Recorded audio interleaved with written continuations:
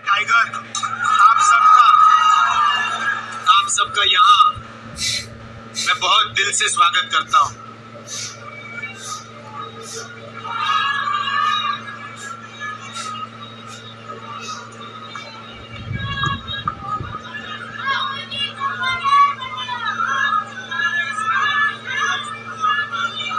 Parliament house में आपने देखा होगा कि अजीब सी बात है,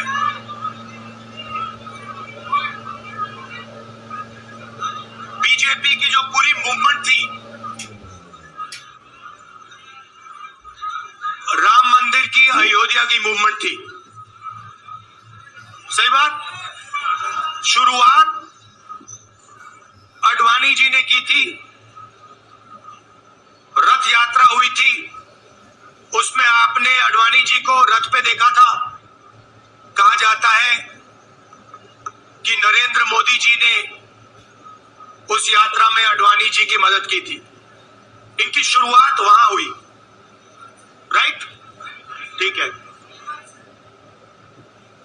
रथ यात्रा चली और पार्लियामेंट में मैं सोच रहा था कि उन्होंने राम मंदिर का इनॉग्रेशन किया और राम मंदिर के इनॉग्रेशन में अदानी जी दिख गए, अंबानी जी दिख गए, मगर गरीब व्यक्ति वहां कोई नहीं दिखा। आपने देखा होगा, टीवी में देखा आपने। अब उसका नतीजा बताता हूं। पार्लियामेंट में मैं यहां बैठता हूं, यहां पे अयोध्या के एमपी बैठते हैं। देखा आपने उनका चेहरा? इंडिया गठबंधन के हैं, है ना? मैंने उनसे पूछा कि भैया आप मुझे एक बात समझाओ, ये बीजेपी ने अपनी पूरी पॉलिटिक्स अयोध्या की पॉलिटिक्स थी। चुनाव के पहले इन्होंने राम मंदिर का इनॉग्रेशन किया, राम भगवान को पॉलिटिसाइज करने की कोशिश की, मीडिया में फैला दिया। मैंने उनसे पूछा भैया एक बात बताओ, ये हुआ क्या कि उन्होंने राम मंदिर का इनॉग्रेशन किया और इंडिया गठबंधन अयोध्या में चुनाव जीत गया? ये हुआ क्या? और मुझे जवाब उन्होंने दिया, मैं ये जवाब आपको देना चाहता हूं। उन्होंने कहा राहुल जी, मुझे पता लग गया था, तकरीबन 6 महीने पहले मुझे पता लग गया था कि मैं अयोध्या से लड़ूंगा। और जिस दिन मुझे पता लगा, उस दिन मुझे यह भी मालूम था कि मैं सिर्फ लड़ूंगा नहीं, इंडिया गठबंधन अयोध्या से जीतने जा रहा है। मैंने कहा कि आपको कैसे मालूम? पूरी देश में, मीडिया में, सब जगह राम मंदिर का इनॉग्रेशन हुआ, तो आपको कैसे मालूम? उन्होंने कहा कि राहुल जी, जब मैं अयोध्या में लोगों से बात करता था तो मुझे अयोध्या के लोग सिर्फ 2-3 चीजें कहते थे। पहली बात कहते थे कि अयोध्या में मंदिर बनाने के लिए, क्लीन अप करने के लिए बहुत सारे लोगों से जमीन ली गई, बहुत सारे लोगों की दुकानें, घर तोड़े गए, और आज तक जिन लोगों के घर छीने गए, तोड़े गए, दुकानें तोड़ी गई, आज तक उनको नरेंद्र मोदी जी ने कॉम्पनसेशन नहीं दिया। पहली बात। जहां भी वो जाता था, लोग उनसे कहते थे हमारी जमीन छीनी गई, सरकार ने हमें मुआवजा नहीं दिया। दूसरी बात, अयोध्या का इंटरनेशनल एयरपोर्ट बना, बड़ा एयरपोर्ट, जमीन किसकी गई? अयोध्या के किसानों की जमीन गई। आज तक उनको सही मुआवजा नहीं मिला। और तीसरी बात इन्होंने बताई मुझे, तीसरी बात, राहुल जी, अयोध्या की जनता को बहुत गुस्सा आया जब उन्होंने देखा कि राम मंदिर के इनॉग्रेशन में अयोध्या का एक भी व्यक्ति नहीं था। यह कारण थे। मगर मैं आपको यह कहानी क्यों बता रहा हूं? क्योंकि जो मूवमेंट अडवाणी जी ने चालू की थी, उस मूवमेंट को जिसका सेंटर अयोध्या था, उस मूवमेंट को इंडिया गठबंधन ने अयोध्या में हरा दिया है। बहुत बड़ी बात कह रहा हूं। मतलब इनका पूरा जो सेंटर था, पे हमने, आप जैसे कार्यकर्ताओं ने, कांग्रेस पार्टी के कार्यकर्ताओं ने, और आप जाके पूछिए वहां पे समाजवादी पार्टी के किसी भी नेता से पूछ लीजिए और वो आपको बताएगा कि कांग्रेस पार्टी का कार्यकर्ता बब्बर शेर जैसे हमारे साथ खड़ा हो गया था, 1 इंच पीछे नहीं हटा। तो अयोध्या में कांग्रेस पार्टी ने, इंडिया गठबंधन ने इनको हराया है। तो अगला स्टेप क्या है? अब इन्होंने क्या किया? अच्छा, अंदर की बात बताता हूं। अब यहां आया हूं, परिवार से बात हो रही, तो अंदर की इनसाइड ट्रैक बता देता हूं। इनसाइड ट्रैक है, उसी एमपी ने बताया, राहुल जी यहां पे 3 बार सर्वे हुआ था। नरेंद्र मोदी जी वाराणसी से नहीं लड़ना चाहते थे, नरेंद्र मोदी जी अयोध्या से लड़ना चाहते थे। उनके सर्वेयर आए, 3 बार आए, नरेंद्र मोदी जी आए और सर्वेयर ने उनको कह दिया, नरेंद्र मोदी जी अगर आप अयोध्या से लड़ेंगे, आप अयोध्या में हारेंगे। आप अयोध्या में मत लड़िए, क्योंकि अगर आप लड़ गए, आपका राजनीतिक करियर अयोध्या में खत्म हो जाएगा। इसलिए अयोध्या से नहीं लड़े, वाराणसी से लड़े। और वाराणसी में हमने 1-2 छोटी गलती कर दी, नहीं तो वहां उनको निपट लेते। मतलब आप देखिए, अयोध्या में उन्हीं के लोगों ने उनसे कहा कि हारोगे, और काशी में कितने से जीते? 1 लाख वोट से जीते। मतलब जान बचा के निकले हैं। सच्चाई है। जैसे मैंने पार्लियामेंट हाउस में कहा, हमारा काम, ये जो लगा रखा है मैंने आज, ये जो चिन्ह लगा रखा है, इसको क्या कहते हैं? अभय मुद्रा कहते हैं। ये आपका चिन्ह है, इसको भूलो मत। आप आज वापस जाओगे, अलग अलग धर्म के लोग हो आप, हर धर्म में ये चिन्ह आपको दिखाई देगा। गुरु नानक जी की फोटो देखिए, महावीर की देखिए, बुद्धा की देखिए। इस्लाम में भी, जैसे मैंने पार्लियामेंट में कहा, दुआ दिखाई देगा। और इसका मतलब है डरो मत, डराओ मत।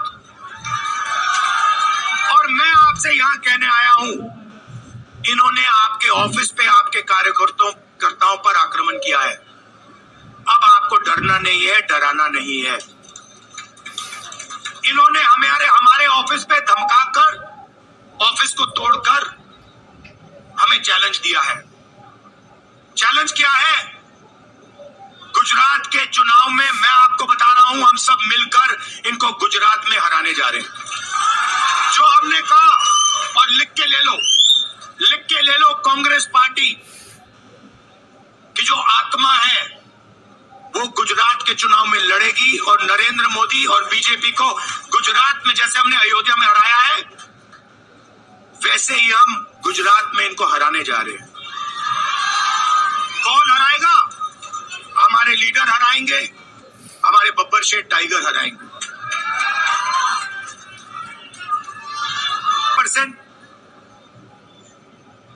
आप क्या सोच सकते थे? मैं आपको पूछता हूं, आप क्या सोच सकते थे? चुनाव से पहले आप सोच सकते थे कि अयोध्या में बीजेपी हारेगी? ना।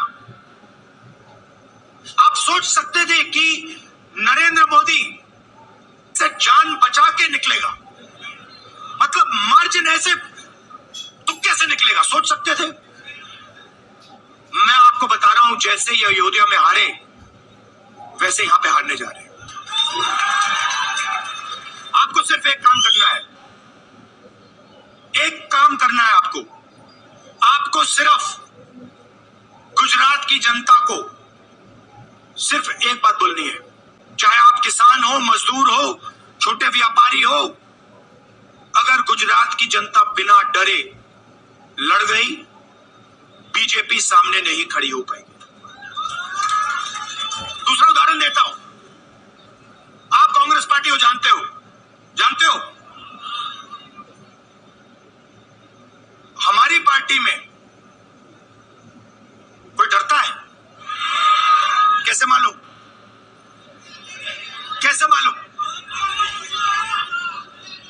हमारी पार्टी में दिल से बात कर देते हैं, बड़ा सा बड़ा हो, राहुल गांधी हो, हमारे पार्टी के लोग कहते हैं राहुल गांधी, मुझसे कहते हैं, मेरे कमरे में आके कहते हैं, राहुल जी ये जो आपने किया हमें अच्छा नहीं लगा।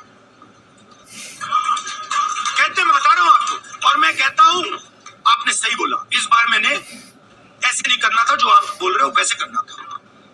हम डरते नहीं है, ना हमारे कार्यकर्ता हमें बोलने से डरते हैं, ना हम अपनी कार्यकर्ता की बात सुनने से डरते हैं, ना हमारा कार्यकर्ता हमसे डरता है।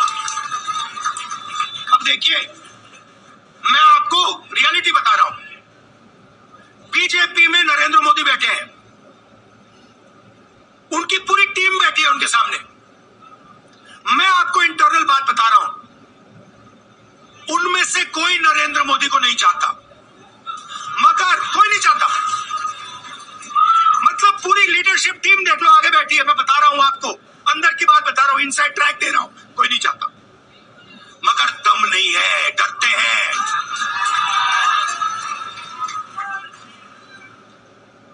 अगर नरेंद्र मोदी जैसा लीडर कांग्रेस पार्टी में होता, पूरी कांग्रेस पार्टी खड़े हो जाती, कहती है नहीं हम डरते नहीं है, हटो यहां से। मगर उनकी पार्टी में दम ही नहीं है, उनके कार्यकर्ताओं में दम नहीं है। आप देखो ना, एक आदमी खड़ा है वहां पे, सबकी हवा निकल गई, मतलब कार्यकर्ताओं की हवा निकल गई, आरएसएस की हवा निकल गई, सारे लीडर्स की हवा निकल गई। सच बोल रहा हूं ना? और हमारे मतलब छोटा कार्यकर्ता होता है, टाइगर होता है, आता है कांग्रेस प्रेसिडेंट के सामने, आता है राहुल गांधी के सामने, आता है, कहता है भैया मेरे दिल में ये बात है, आपको ना लगे मैं तो बोल रहा हूं। तो ये है कांग्रेस पार्टी, अंग्रेजों के साथ ये खड़े हो गए थे सारे के सारे आरएसएस वाले। हम लड़े थे, हमने कहा, देश से हमने कहा था डरो मत, डराओ मत, हमने कहा था। बीजेपी के लोगों ने हाथ जोड़ के कहा था भैया डर गए हम, जो करना है कर लो। तो आप अपनी हिस्ट्री समझो,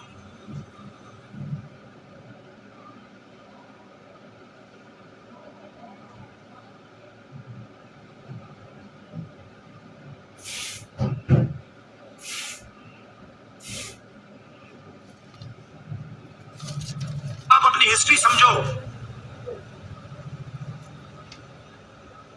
जो डर की भावना होती है ना, वो आप में नहीं है, उनमें है। और इसी के कारण मैं आपको बता रहा हूं, कांग्रेस पार्टी गुजरात में जीतेगी और गुजरात से ही नई कांग्रेस पार्टी बनेगी। क्योंकि कांग्रेस पार्टी, मैं गहरी बात बोल रहा हूं, मैं ऐसी आलतू फालतू बात नहीं करता हूं। देखिए, कांग्रेस पार्टी बनी कहां थी? मतलब हमारे जो सबसे बड़े नेता थे, जिन्होंने रास्ता दिखाया था, आप क्या सोचते हो, जब यहां अंग्रेज राज करते थे क्या डर नहीं था? गुजरात के व्यक्ति ने कहा था, महात्मा गांधी ने देश को कहा कि देखो, डरो मत, डराओ मत। और आग गुजरात से शुरू हुई थी। और आज अगर कांग्रेस पार्टी पार्टी है तो वो पार्टी, वो भावना, वो सोच गुजरात से शुरू हुई थी। इसीलिए जब इन्होंने हमारा ऑफिस तोड़ा, मैंने सोचा भैया मौका मिल गया, अब हम इनको सबक सिखाएंगे। जैसे इन्होंने हमारा ऑफिस तोड़ा वैसे ही हम उनकी सरकार को तोड़ने जा रहे हैं। अच्छा, अब मैंने गरोमत की बात करी, मगर एक शिकायत भी है,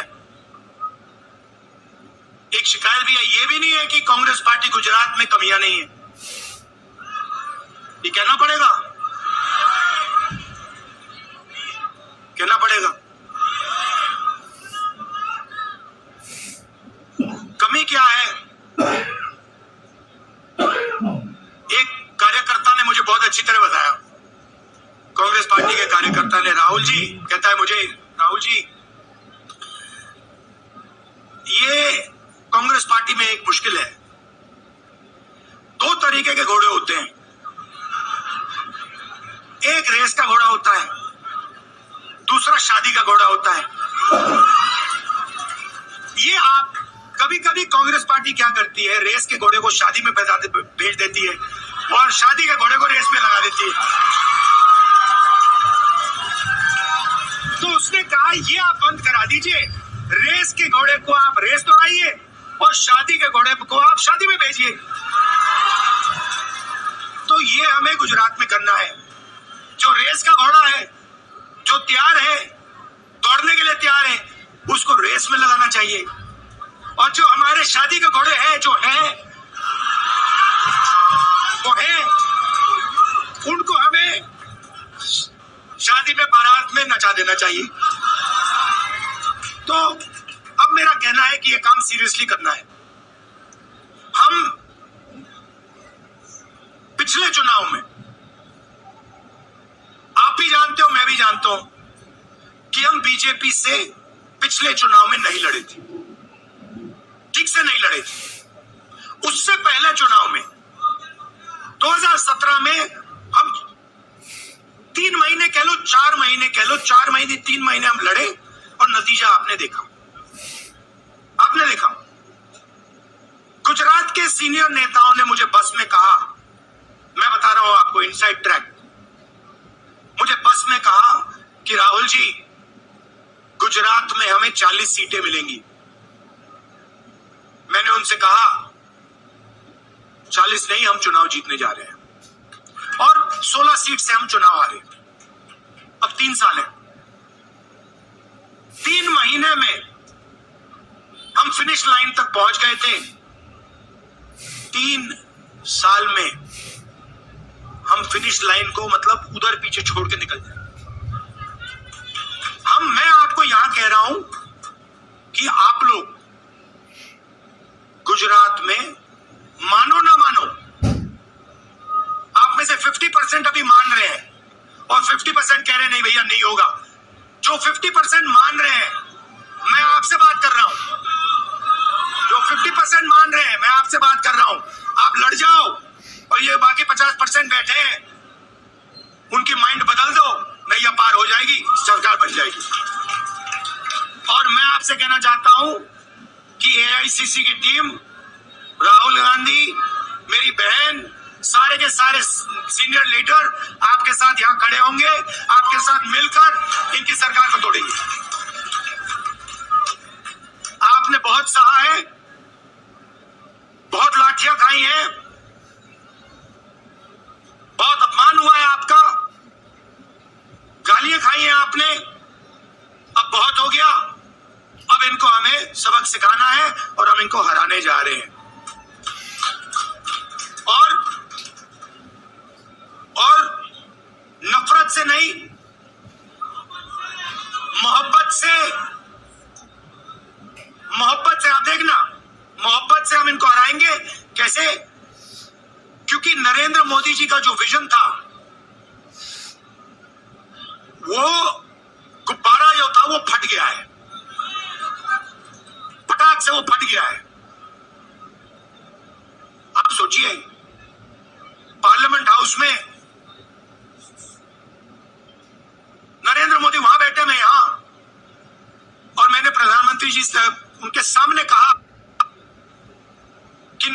मोदी जी, आप एक व्यक्ति भी नहीं कह सकता हूं, पता नहीं आप क्या हैं, क्योंकि आपने ही कहा कि मैं नॉन बायोलॉजिकल हूं, मैं बायोलॉजिकल नहीं हूं।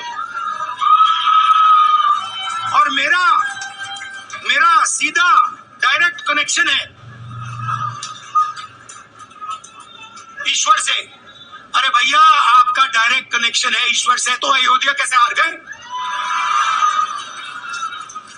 कैसे हार गए?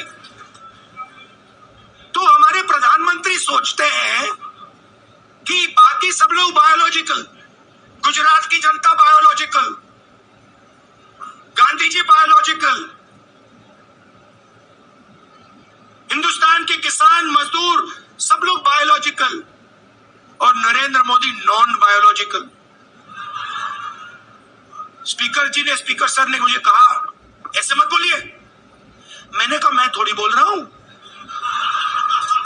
ये तो प्रधानमंत्री बोल रहे थे, मैं तो उनकी बात कर रहा हूं। स्पीकर बिल्कुल चुप हो गए। बात तो सही है, बात तो सही है।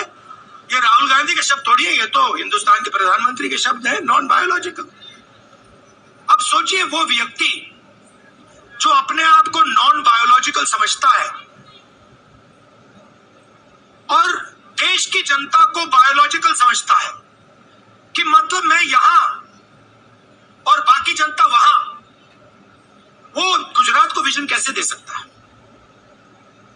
जो किसानों का दर्द नहीं समझ सकता, मजदूरों का दर्द नहीं समझ सकता, डायमंड इंडस्ट्री में जो काम करते हैं उनका दर्द नहीं समझ सकता, नॉन बायोलॉजिकल व्यक्ति वो गुजरात को कैसे रास्ता दिखा सकता है? नहीं दिखा सकता।